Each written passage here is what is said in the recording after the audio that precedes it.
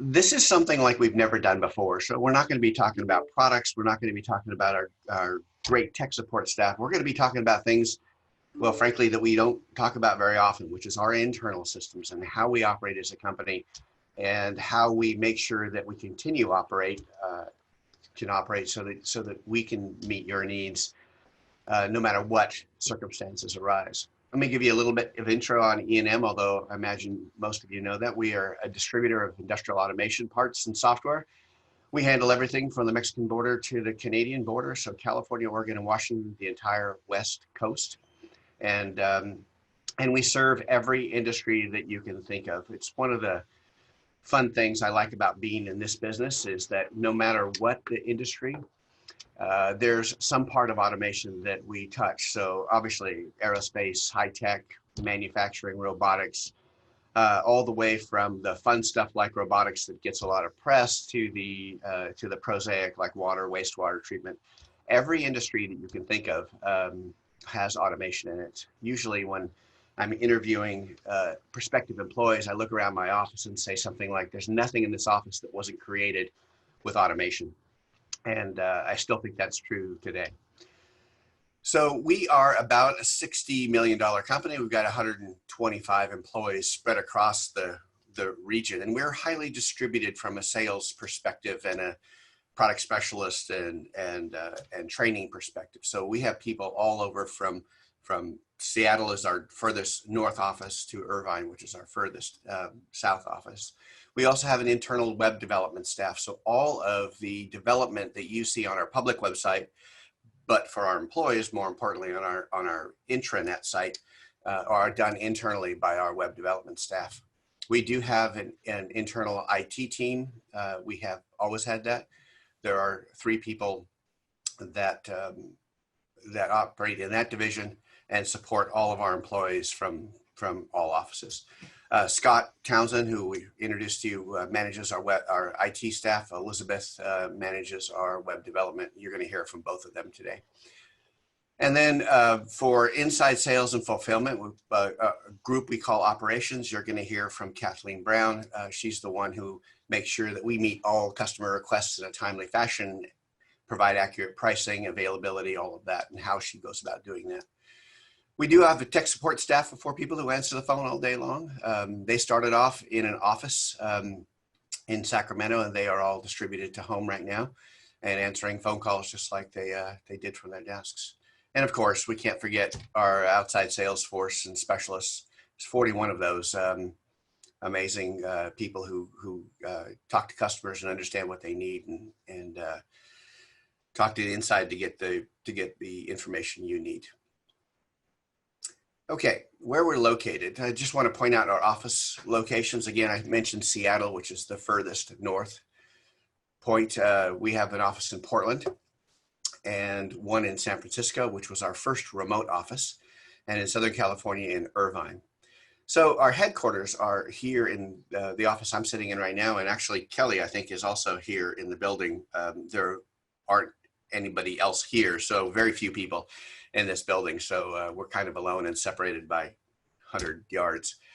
But our headquarters here in Healdsburg is where we have all of our shipping, inside sales, all of operations handles here, tech support is partially here, partially in Sacramento. IT is based here, web development based here, accounting, all of the internal departments that you'd imagine would be at headquarters are here.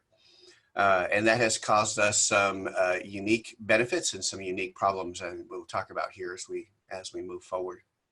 So I want to talk about 3 events. I've been telling people that we unfortunately had the benefit of 2 natural disasters prior to our current shelter-in-place situation with COVID-19.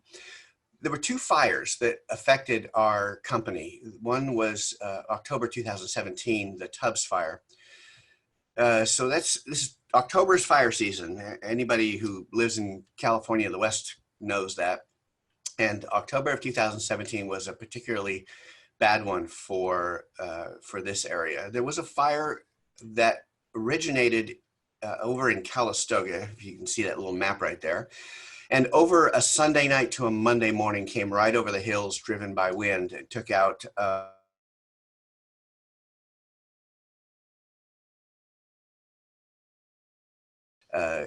quick event.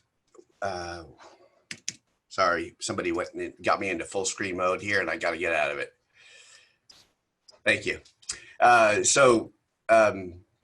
The fire didn't directly affect us here in our offices. And we thought, when I woke up in the morning on that Monday morning, I thought, okay, I know there's been a fire overnight, but lights are on, everything seems to be fine. And I came to work and there were only 2 people out of 40 or 50 that come to work in this building. It's because even though the fire didn't directly affect every one of our employees, although it did some of them, everybody was affected in some way. They were either providing shelter for other people, the freeways were closed, they couldn't get through, there was smoke everywhere. It was amazingly a difficult event. But in this building that I'm sitting in right now, it was just like today. The lights were on, our computers were running, and we had access to everything that we have inside the building, with the exception of our internet, because our fiber optic lines that leave this building ran right through where that fire hit and it melted them all together. So we had an isolated but completely functional building. And we thought after that that we would that we had some time to deal with our redundancy, but too quickly came October of 2019, and that was the Kincaid fire. That one more directly affected our headquarters here. It started north in the orange area of that map there.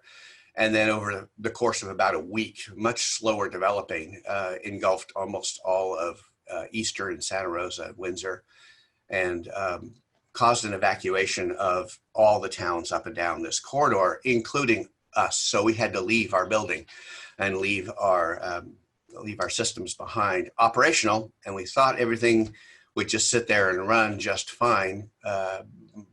But on a Sunday morning, the next morning, PG&E turned off all the gas and our generators turned off and our building went silent. So this time we had a completely offline headquarters and all of our remote offices were fine. By the way, in both of these 2 events here, everybody in a remote office woke up and to them it was a normal day. This was a very localized and very regional events, both of these events. And then of course, March of 2020, we hit the COVID-19 shelter in place order, and that affected everybody everywhere. And we're going to talk about our progression through these events and what we did from an IT and an infrastructure and a training standpoint to get us to the place we are today, which is all but 4 employees working from home. 97% of our staff, something like that, is working from home. They have phones that ring when people call their extensions. They have computers that connect all of our data systems, and they are operational at home very much like they would be sitting at their desk. The only difference is, of course, they have dogs and cats and children, and some are in garages, kitchen tables, wherever they happen to be. And we're going to talk about throughout this session today our evolution from October of 2017, the Tubbs fire, through the Kincaid fire, which really kicked us to say we have to do something, to how what we were like in March and what we're like today. All right, so as I mentioned, or Kelly mentioned, we're going to talk about 3 major components. Our customer-facing technologies is the first one. These, we'll move on after that to our internal support systems. Our customer-facing technologies are the things that, if they're up and running, you guys all think we're perfect or alive. That means that our websites are up, our emails are up, we're answering phones, all of that stuff. Our customer-facing technologies work. But that doesn't mean we can function, because every business has accounting systems. We have a CRM and an intranet system that our sales staff relies on to find phone numbers, addresses, opportunities, projects, everything that we've got going on. So there's all these internal tools that we need in order to meet your needs. And we're going to talk about them in the second section. And in the third section, we're going to go kind of just back to the prosaic things. What are the stuff you have to do every day? Forget about natural disasters, but what about backup? What about redundancy? Those kind of things. All right, so let's start with our customer-facing technologies. And again, these are the technologies that when they're up and running, it looks like we are completely open for business. Email, phones, and websites are the things that we rely on most for this. And before the Tubbs fire, again, October 2017, I'd like Scott to describe our email system and how our company exchanged emails both inside the organization and outside the organization with customers. So Scott, welcome. He's muted. We took money on Dang, I lost many that times bet. Oh. this would happen. I won the bet. Thank you, Paul. So before October 2017, our email system was hosted on premise. That's how everyone did it back in the day, going back decades. It was the only option really available to us. So when companies went to exchange email, all the mail servers were internal to that organization. So like everyone else, we had our own on-premise exchange server. That exchange server was installed back in '97, and it's seen many, many migrations since then.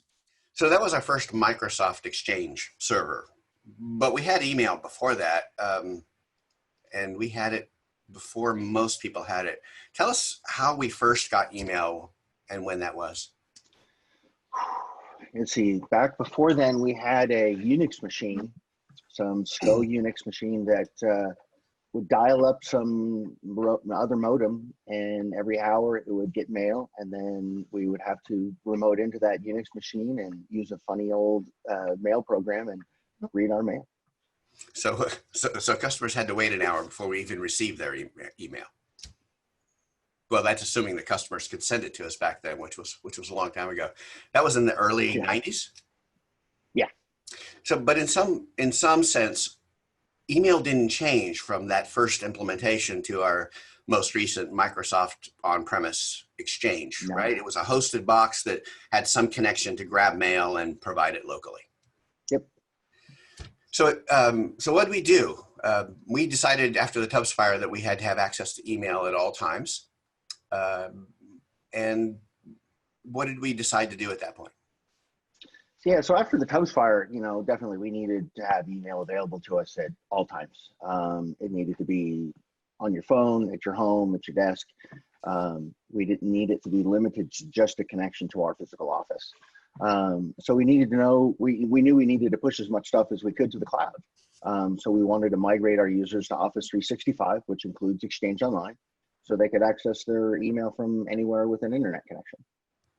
Okay, so we went from Microsoft Exchange locally hosted to Microsoft's online version of Exchange hosted in the cloud.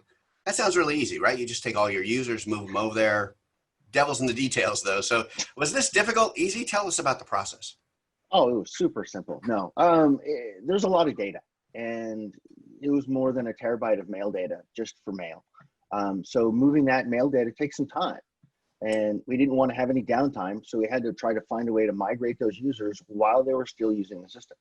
So we had to get their archive files, and we had to push those up too.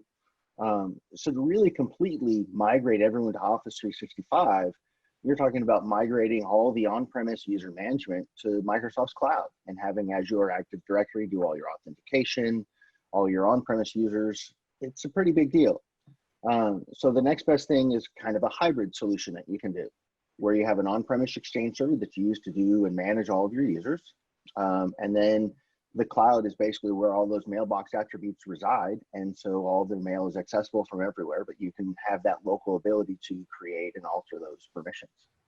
So you migrated one user at a time up to the cloud. And we had to do this while people were working, right? Yes. So no downtime.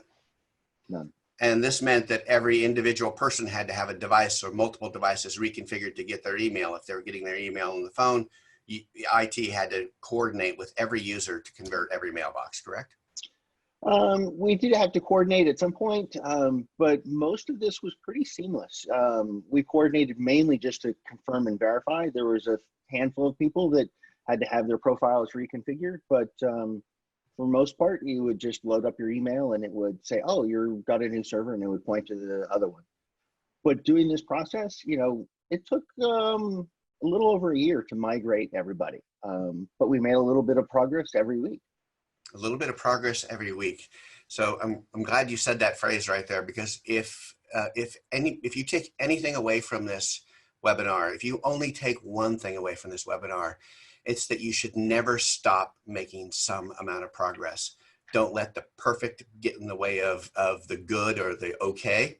You got to make a little bit of progress, and you're going to see some examples in here about cases where we stopped making progress, and other cases where we made a little bit of progress, like moving our email up. We made a little bit of progress every week. More users were converted every week. So Scott, in this process, what did we learn about Office 365, about moving from on-premises to cloud? Tell me about that.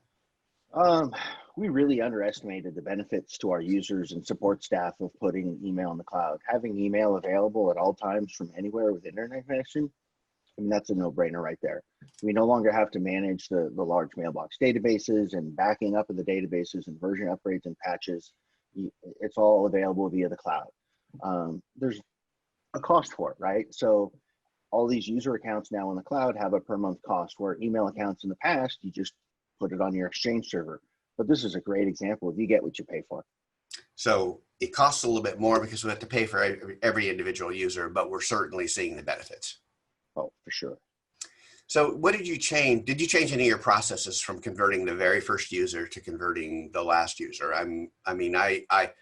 Your office is next to mine, so I listened to you talking to tech support and being frustrated by things that weren't working and at the beginning, and then towards the end, it just started to get smoother and smoother. So you must have changed something along the way. Yeah, of course, I migrate some test users at first, and then I migrate myself and, see how it goes, see if there's other issues.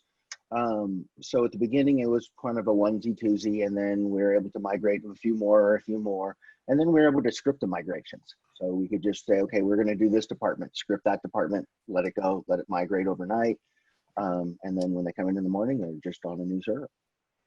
So occasionally you always run into a problem where that is outside of your control, something you either don't understand or something that's not working correctly. So I imagine help from Microsoft or somebody was important during this process. Oh, for sure. There's always going to be a little hiccup, a little glitch here and there. And the support services you get, there's several options for Microsoft. You can get them through the reseller that you're purchasing your licenses through. You just want to make sure that you have some sort of direct line to a Microsoft engineer at some point if that reseller doesn't have the resources to really help you. And they're so knowledgeable. We've had things from simple user errors to complete SharePoint and OneDrive repopulations. And they know what they're doing. They can do it. Good. Thank you. So this was after the Tubbs fire. So it took us a year after the Tubbs fire to get our email moved to the cloud. And I have to say, I'm proud of that, but I think it was our only success between the two events. And we're going to talk about some things that we didn't deal with right away. But next is phones. So our email's in the cloud, but people want to talk to us. So let's talk about how our phone systems worked before 2017.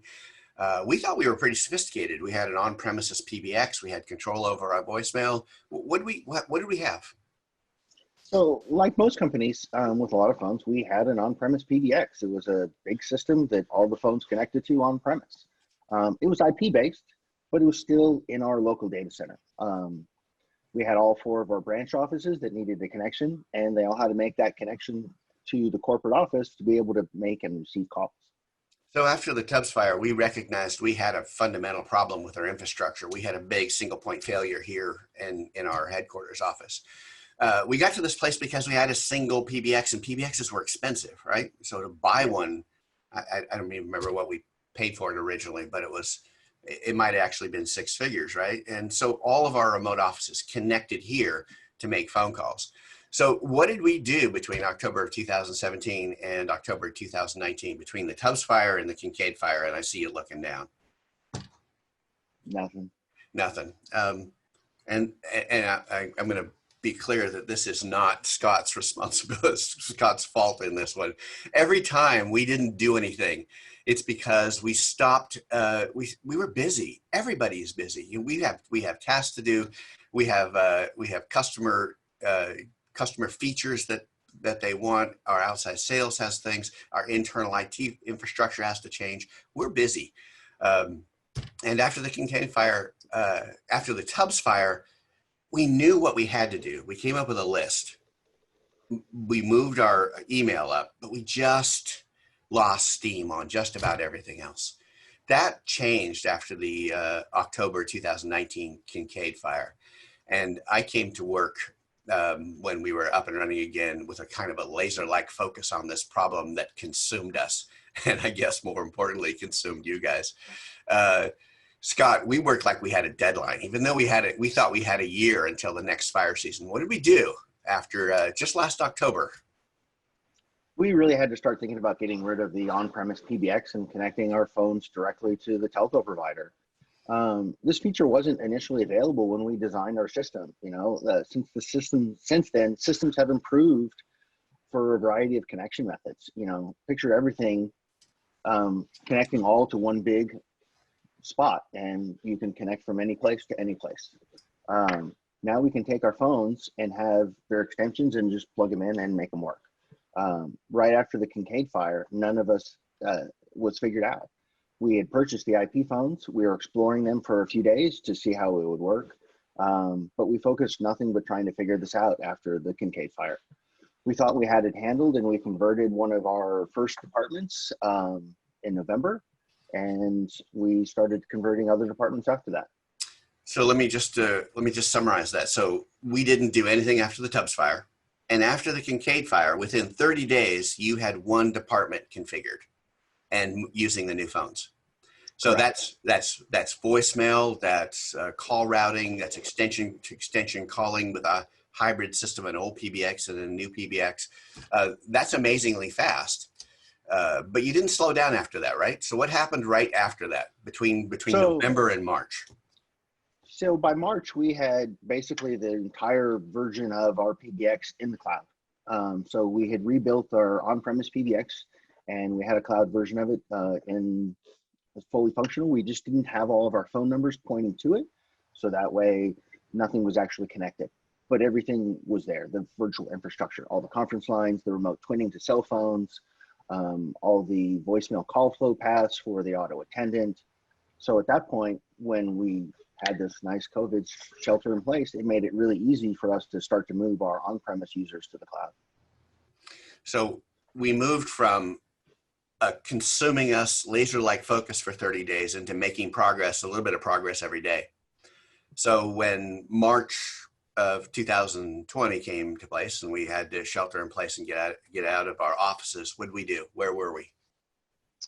So with COVID, like I said, we were just able to buy some phones, take them, ship them to an employee's home, and they were able to plug them in. We just didn't know which phones we would need to buy.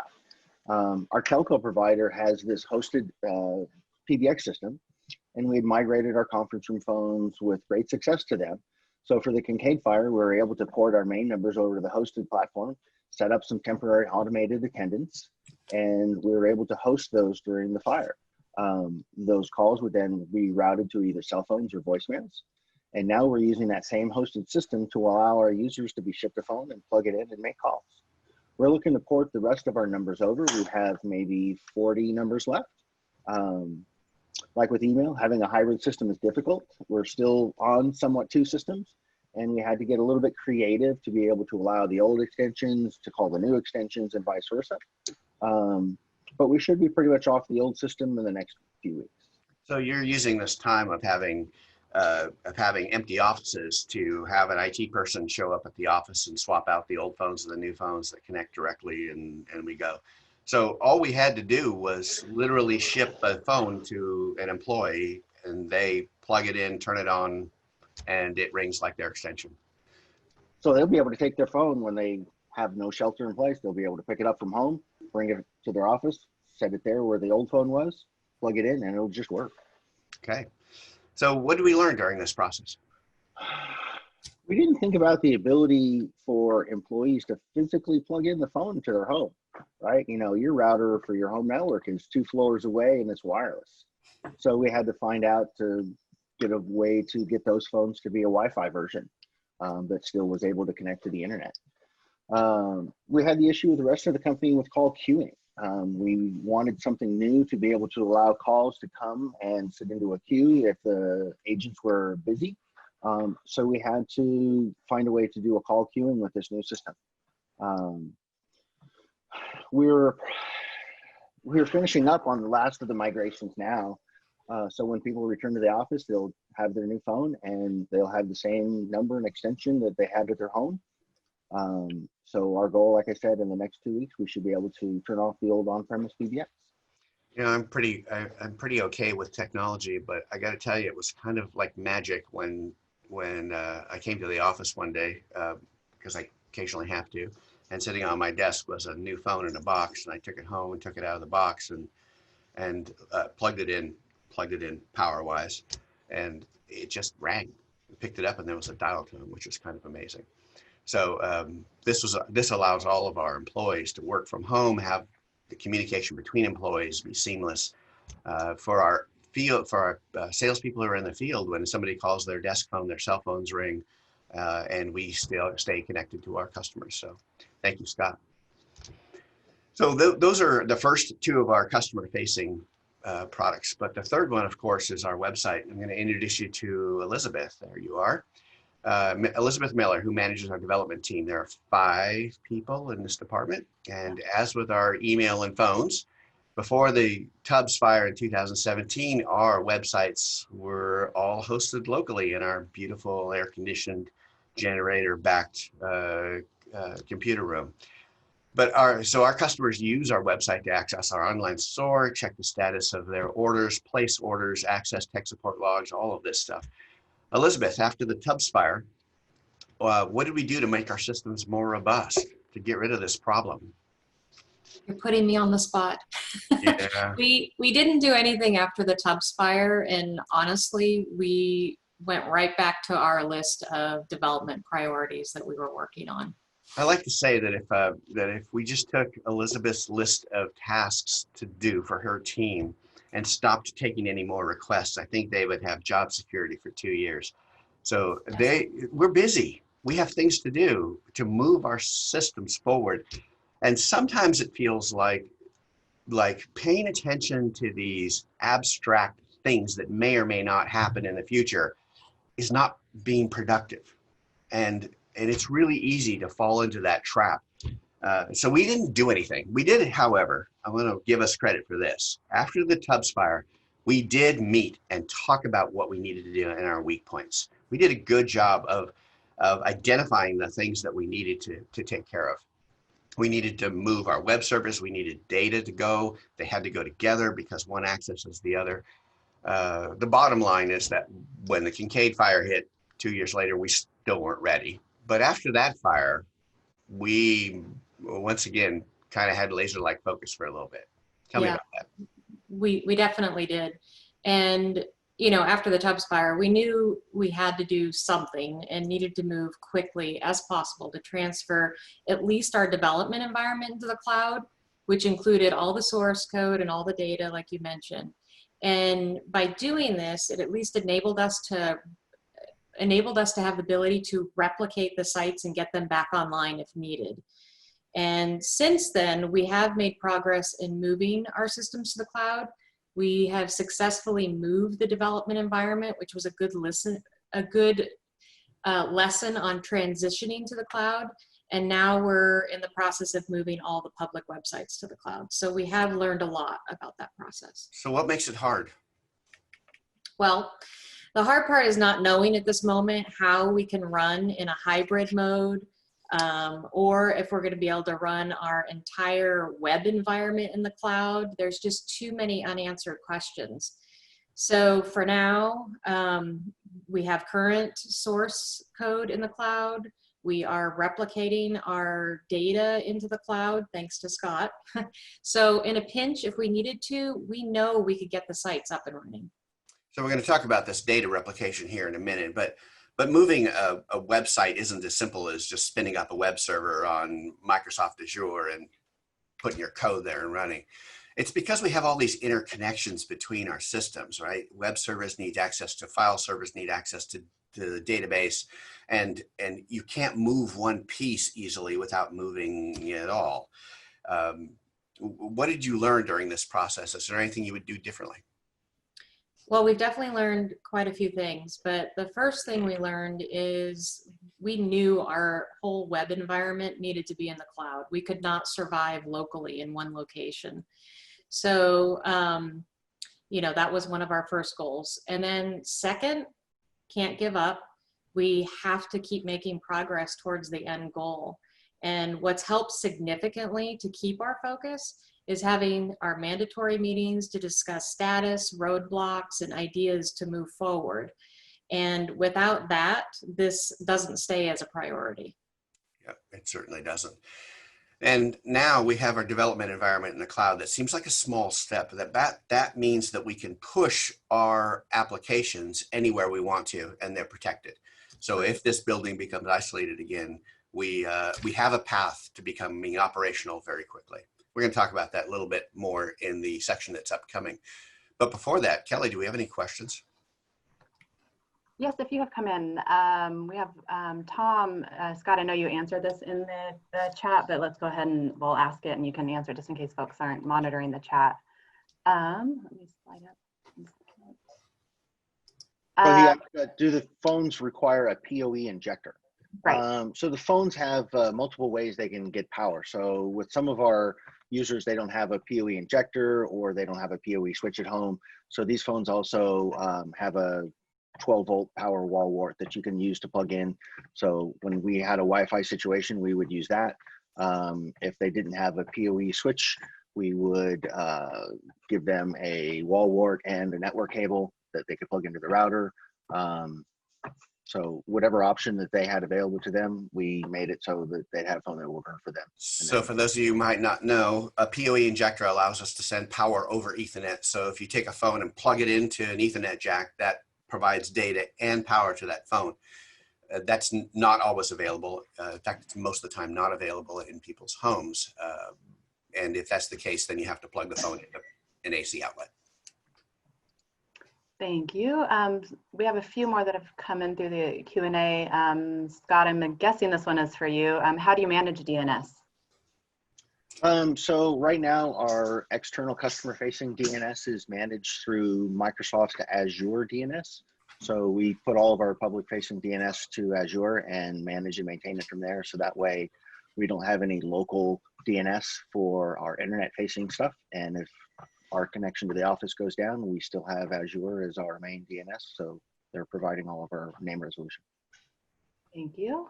Another one for you, Scott, I think, what is left on-premise and hybrid exchange solution? So when you're doing an exchange hybrid solution, you need some sort of exchange server on-premise to be able to create those users.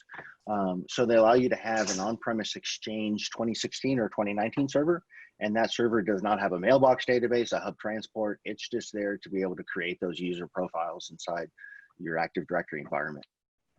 And to be clear about that, that means that if the office goes offline, our email is still available. We just can't create new users. Thank you. I've got to point out the Dan says 2-year job security. Elizabeth is a rock star, and you have no idea how accurate that is. Elizabeth is amazing. She has to take ideas and thoughts from many people and turn them into reality. Yes, it's fun. Speaking of Rockstar, Elizabeth, we have a few questions for you. Have you noticed any slowness accessing your development environment now that it is located in the cloud?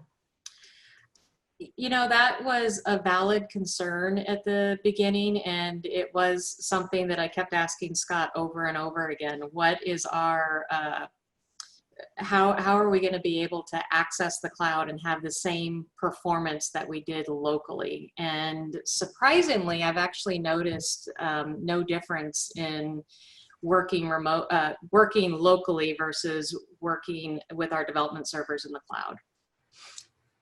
Some of you might be wondering what our internet connection here is. It's fiber and it's 100 megabit bidirectional.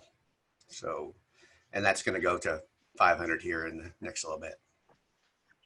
And then a general question, this may be for Elizabeth, maybe for Paul. How do you keep track of your progress on these changes we need to make and we have been making?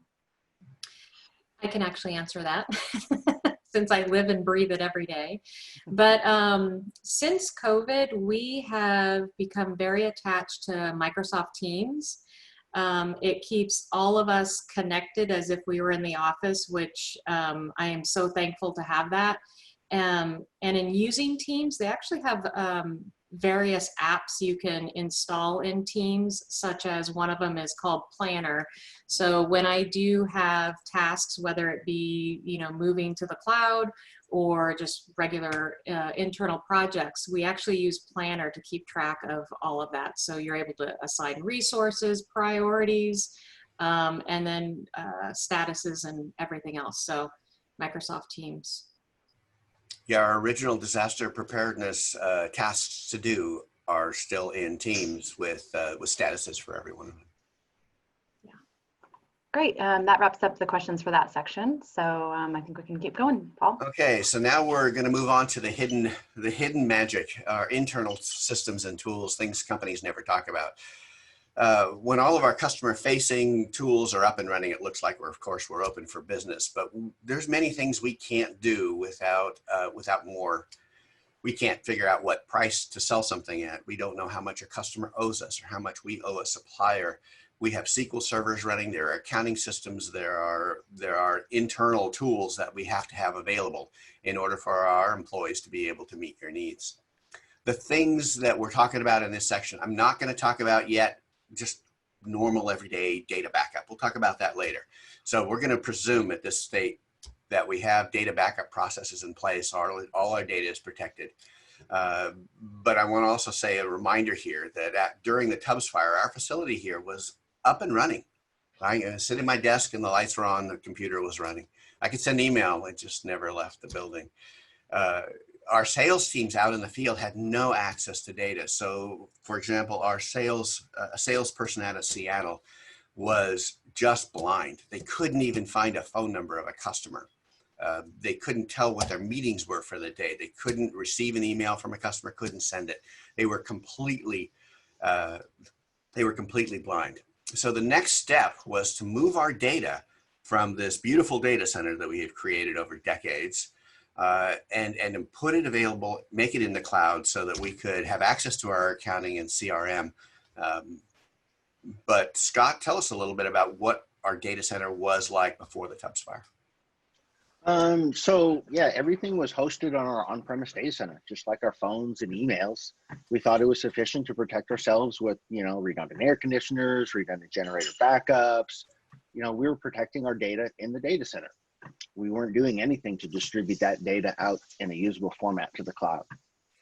I got to admit that the generator seemed like such a wonderful, fabulous thing, and we never thought about the concept of PG&E turning off the gas and shutting down our building, which is what happened after the Kincaid fire. Between the Tubbs fire and Kincaid fire, did we do anything to move our data off? What did we do? Once again, we didn't do enough. We made a little bit of progress here and there, but we didn't do enough. So we're lucky that all of our data is in a SQL server. Talked about that a little bit. Yeah, so all of our data is in a SQL Server database. And there's a feature of SQL Server that allows you to take that data and push it in real time to another SQL Server database. Those databases can be local or remote. So we have a SQL Server that we have on premise, and then we're going to take that data and then we're going to push that data to another server in the cloud. So there's multiple ways to replicate that data, one way, two way. We've chose a one-way replication, so our main database replicates everything in it up to the version inside the Microsoft Azure platform. This means that every day, every minute, our data resides on our local server and a copy of it resides in the cloud database system. So this feature that existed in Microsoft SQL Server for a long time that we weren't using, called SQL Server Replication, all of a sudden we said, hey, that's our ticket to having data in both places, having it locally, being able to run all our local apps, and having a up-to-date full copy sitting there in the cloud ready to go anytime we needed it. Yep. This is kind of a messy process. Just because we have our data in the cloud doesn't mean we're using it. If our primary database went down or our office got isolated, what would we do with that data up in the cloud? So right now, most of our applications are pointing specifically to a host that has all of our SQL Server data on it, right? And that host is internal to our organizations. But we do have copies of those apps that we've rewritten that access the cloud-based data. So all we have to do is point the users to the cloud version of those applications, and then they would be able to run those applications to access the data that's already in the cloud. But that's the easy step. The hard part is when things come back online. We must first backfill the primary database with all the data that's changed in the cloud, and then push that back to the on-premise database server. We haven't had to do this, but it's part of the process of switching back, and it's still in our future. So again, that's do what we can right now and get us a step better, even though we don't quite know how to do the next step, which is to synchronize back again. Of course, SQL Server has two-way replication, but that comes with its own messiness and its own set of problems. So you could have it so that if data changed anywhere, it went back and forth, but then you got to deal with collisions and data changing on both sides at the same time. Okay, so we know where we're headed, and we'll get there as soon as we can, right? So are we making progress? Yeah, we're making progress. One of our systems is using a older version of SQL Server, and so we're trying to test and make sure that we can migrate all of that data to a more recent version of the SQL Server database. So we have multiple copies of SQL Server that we're pushing the data to and from, and making sure that we can migrate all that data. So we know where we're headed, and we'll get there as soon as we can. We're making progress, but we're just getting there in piece by piece, but we're making that little bit of progress every day. Every year at the holiday party, I get to stand up and say something. And I remember that in the year 2000, I pointed out that we, as a company, had 70 some odd individual databases, and that our goal was to have one. And slowly but surely over time, everything has been consolidating and integrating. And I believe at the moment we have more or less just two, our accounting system and everything else. So that ended up putting us in a great position to migrate when we saw the need. So thank you, Scott. Okay, we have Kathleen Brown here to discuss how our operations department has been operating under COVID, because there are tools that you use every day, Kat, and our customers don't even know about them. Not just our accounting system, but our CRM that shares data with people in the field, our quoting tools. Everyone is using these tools right now at home. Tell us how we're doing this and how we're keeping up the same level of service that our customers are used to. Well, essentially, we're using our applications during COVID the same way we always have. We're just accessing them differently. To me, it's the utmost of importance that we're keeping the same level of service. Part of that is that my team has full access to the tools that they're used to in the office. So when the phones ring, we answer, we have the queuing set up. The customer's experience has been pretty seamless from pre to post COVID. As I said, we may just be accessing the tools slightly differently, like working with a cat in our lap or with 2 screens instead of 4. Everything our IT team has done over the last 2 years has allowed us to work in the same capacity, just not in the same space. Likewise, the tools our IT team has put in place will allow us to transition back into the office when that time comes as well. Even though we don't know when that's going to be. Right. Yeah, Kat, there's a statistic that I don't know off the top of my head, and I should. What percentage of our quotes are done quickly? We get 97% of our quotes done in an hour. So that's a tribute to how well you have trained the department and how the standards that you set. But the work that you do every day is more than technology, right? I mean, now you've got your whole staff spread out. You've got to manage them. You got to make sure that everybody is doing their job the most efficient way. How did you end up being able to do that?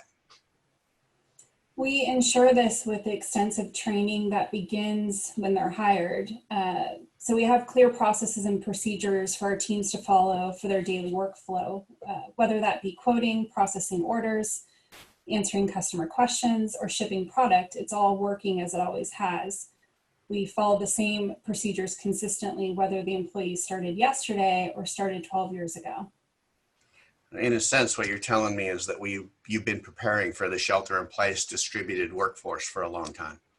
Exactly. Not only that, we've taken time to cross-train so each person has a backup. If someone's out on PTO or sick from either their home office or main office, all employees' duties are still covered. This helps prevent backlog, stress, and unnecessary downtime for us and for our customers. True. And we're keeping our employees safe, which is our primary goal. Right. Most of our employees are working from home effectively, but you have some employees, your department specifically has some employees that can't work from home, such as our shipping and receiving department. It is absolutely vital to our business operations that we keep these teams healthy and safe, just like all of our employees. Tell me but we're putting them more at risk by having them come to work. Tell me what you did to meet their safety needs and meet the needs of our customers at the same time. So it was clear to me early on that I needed to take immediate steps to ensure the safety of the few employees that I do have in the office. The first step was to break the shipping department into teams. Doing that allowed us to only have one team in the shipping department at a time. Additionally, while they're in the shipping and receiving areas, our shippers are maintaining social distance from each other while wearing PPE at all times. Breaking the department into teams ensures that we always have a functioning team. This follows the rule of always having backup in place, trained and ready to go. Along those lines, we also have a third team formed should we need it. Thank you. There were some unexpected things that we had to deal with. Our building here is locked and there are signs on the door saying you're not allowed to enter. And one of the things that created was traffic. Somebody would come up to the door and not be able to get in and then walk through shipping. So now we had to put up chains to keep people out, because protecting our shipping teams is our primary goal. Protecting our employees is our primary goal. So you can't get into our shipping area any longer. So it's wonderful that we have our teams isolated, but they do work in a common area. When we swap teams, how do you ensure there's no cross-contamination of work areas? Yeah, so we've implemented thorough cleaning of common workspace. Of course, we were cleaning before, but we have another employee on site who comes in wearing PPE, of course, and is cleaning the workspace in between teams and shifts. We treat these teams very insular. When one team needed an extra set of hands, we brought in a team member's daughter as an intern. This is one of the many amazing things I love about EandM. We're really family focused and traditionally give opportunities to young workers through our intern program. Through COVID, we had a situation where we needed support, but we needed to maintain the integrity of the team. We achieved this by hiring a new intern who's part of the main shipper's family, so they live in the same household. This allowed us to keep shipping orders, but did not bring any unnecessary risk to the team. That's good. That's a fun thing. When they brought this to me as a possibility, what a great opportunity to give a young person their first job working for their parent. And lots of questions about, do you guys think you can do this well and still talk around the dinner table? And they've been fabulous, and it's been a great help to the shipping team without introducing any more people to the circle of our shipping team. Right. So what have you learned? I learned it's really important to make a plan, communicate the plan, and then continuing to communicate and pivot as things change. So, at times it feels redundant to continually communicate via email, phone, and tools like Microsoft Teams, but I hear over and over again from my employees that it really helps them know what's going on and stay connected. Good. So our employees, even though they were working isolated, they feel like they're part of a team still? Yeah. Do you talk to everybody every day? I do, yeah.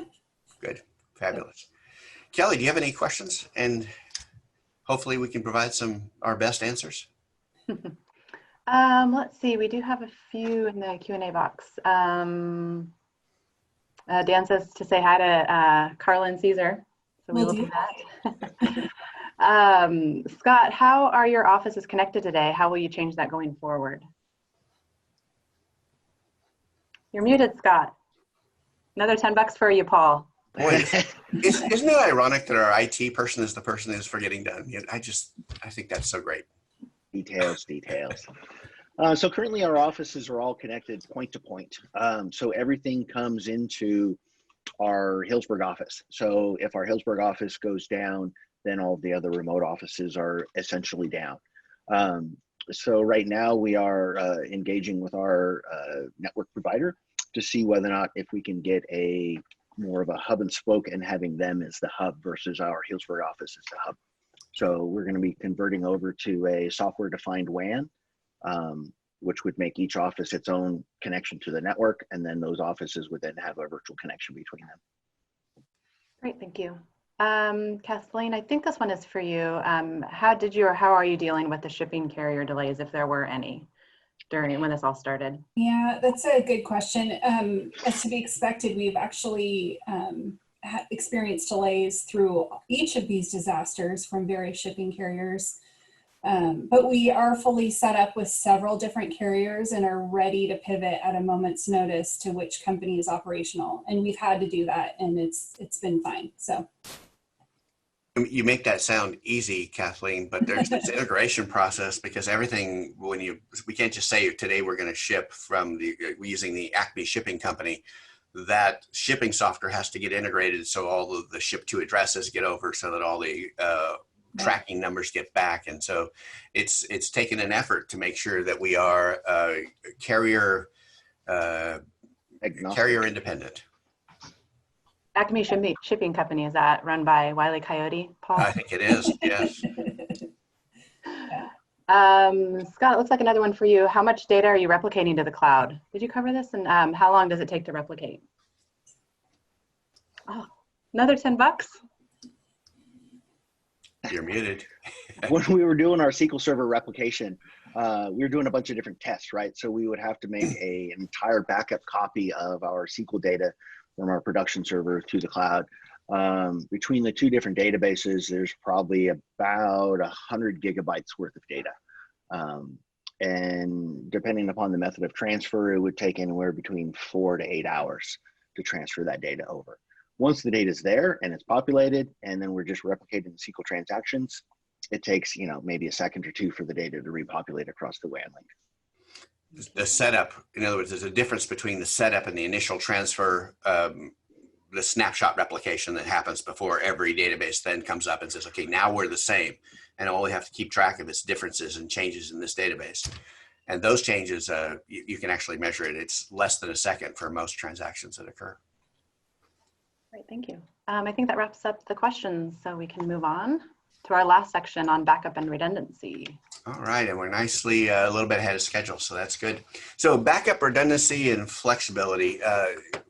These are just the normal everyday things that we have to think about that are less connected to a natural disaster than just making sure we've done the good things to protect our data. At this point, we've got our customer-facing applications taken care of. We know what we have to do with our internal tools. We're on our way there. Talk to us a little bit about our data carrier, Scott, and how we're laid out. Yeah, so as I mentioned before, our internet provider has a kind of a private cloud. So each of our office has a connection to this cloud, and then all of those connections come back to our corporate office and then go out to the internet from there. So we have that cloud connection, but it's all private in between us, right? So there's no other way for someone else to get onto that network and then look at our data. It's completely isolated from the internet. When the Tubbs fire happened and tore through a city 12 miles away, it didn't care that it destroyed a bunch of the fiber optic pathways going up Santa Rosa through San Francisco, from San Francisco through Santa Rosa up 101. Our internet provider couldn't even get on scene to assess the damage.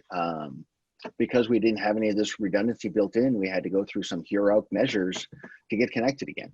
Luckily, we had this small cellular little network gateway that we jerry-rigged to connect to our entire corporate network to the internet through some fancy little cell phone modem. This was really hard, but it worked. And there were several network providers that are now including cellular gateways in their product line for this reason. So our isolated building here that was completely functional but had no interconnection, the entire building and everybody's transactions went through one of those little boxes. Yes. Okay.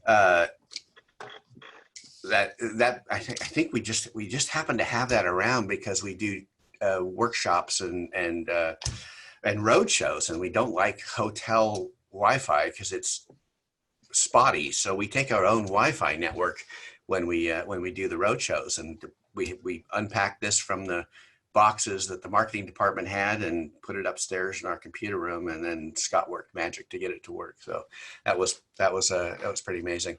You describe a network that right now is a hub and spoke layout that of course is susceptible to failures. Where do we want to be?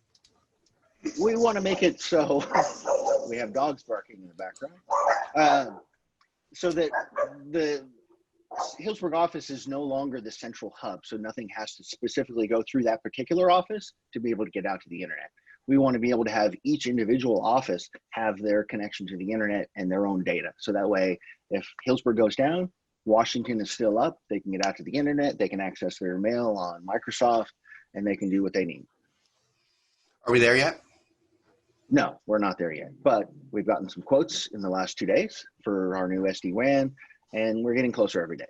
Good. And we have a great opportunity here because there's nobody in our offices. So we've got kind of free reign to make this change without having to worry about keeping them up and running while we do it. Yeah, it's a very minimal impact at this point. So it's more, there's more to making sure that we're robust. We have to have an infrastructure that is redundant and flexible and adaptable to the different situations. But what about the normal everyday problems? What if a hard drive crashes? What do we do to protect our files, our databases and servers? How does this work?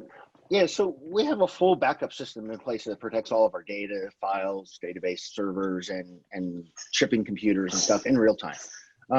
We take all of that data, we suck it off in certain intervals. So sometimes it's 10 minutes, sometimes it's 3 hours, sometimes it's once a day, depending upon the type of data and how critical it is. We take that data, it's stored locally in our data center, and then we replicate that data to an offsite data location. And if for some reason the primary data goes away, we have that offsite data location that we can spin up all the virtual machines that we've backed up and apply all of their data backup replications, and we're back up and running at that remote site. I want to focus on something you said there. You said real-time backup system. So back in the old days, backup was something you ran, and it created a copy of your data someplace. And then later you ran it either as an incremental or a full another copy. This system we're using isn't doing that, right? No, the system we're using right now, it's actually taking a copy of the database as the database system is running. So it's making a snapshot copy of the live data in the middle of the day while people are using it. And it's doing that not just for our databases, but it's also doing that for individual workstations and our file servers and everything, right? Correct. So what product are we using? We're currently using a product called Aperture, but we're going to be switching over to Veeam pretty shortly. We've been using Veeam with a lot of our customers, and our customers are really liking the product, and they seem to have a lot more features with some of the hosts that we're going through. So we're going to be looking more into Veeam in the future. So I guess the takeaway from this is that there are different products out there that do this, but they all have this kind of the same features where in real time you can get backups from individual workstations, from servers, and from databases, from Exchange servers, from everything using the agents that are installed on those machines to provide a real-time backup, correct? Yes. Great. Okay, thank you, everybody. That was wonderful. Again, I'm going to say that if you get nothing else out of this, it's to make a little bit of progress every day. We're not where we want to be, but we are so much closer than we were a month ago, than we were a year ago, than we were 2 years ago. And we're not perfect. We've made mistakes along the way. We've done things without knowing how much they were going to help, and all of a sudden we're saying, boy, we're glad we did that thing. The important part of this is to focus on it, set up a process, regular meetings, to develop a scope of what you want to do, and never take your eye off of moving closer to your ultimate goal of where you want to be. It's really easy to get stuck. It's really easy to get stuck where somebody says, well, you know, what you want to do is really hard. We've got this problem and that problem and this problem and that problem. And you have to find a way to work your way through that path to always making progress. It can be done. It's hard. You always got to keep a focus on it. But, and we're still a long ways from where we want to be, but we know where we're headed and we know we'll get there. And all of this is to make sure that we can meet your needs, because that's what we're here for. We're here, our primary goal right now is protecting employees. Our secondary goal is to make sure that they're effective and can meet the needs of our customers. And I think remarkably, we've been doing that very well. And we had the unfortunate experience of having 2 disasters before this that set us up in March of 2020 to be able to do how we're currently operating. And we're immensely great. I'm immensely grateful to everybody involved in this process and the dedication you've had to making this happen. So thank you very much for your time today. Kelly, do we have any more questions? We have a few more. Again, if you do have any more questions, feel free to put them into the chat box or the Q&A box. Scott, I think this is for you. I can't remember if you've covered this already. Have you ever restored a backup VM?